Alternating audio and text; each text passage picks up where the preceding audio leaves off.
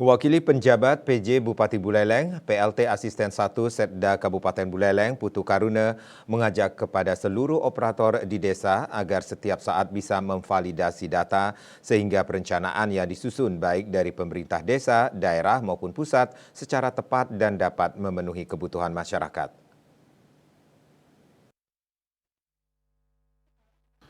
Ia mengatakan finalisasi peta jalan satu data itu sebagai program lanjutan beberapa kegiatan yang sudah berjalan, bahwa data sangat penting dalam program pembangunan. Karena ketika data itu kurang valid, maka dapat dipastikan bahwa program pembangunan itu tidak akan tepat sasaran. Adanya aplikasi Sistem Informasi Desa SID dari tahun 2018 ini sangat membantu pemerintah dalam mendapatkan data-data yang diperlukan masyarakat. Pihaknya ke depan akan terus mengembangkan aplikasi ini baik dari fitur sampai konten yang terdapat di dalam aplikasi. Data-data di desa menjadi satu seperti data kependudukan, data pemilih pemula, dan termasuk dapat mengekspos kegiatan yang ada di desa. Yang ada di desa-desa kan itu ya.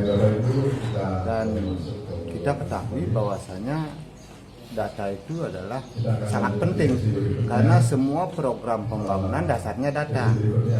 Nah, ketika data ini kurang valid, maka dapat dipastikan bahwa program pembangunan itu tidak akan tepat sasaran.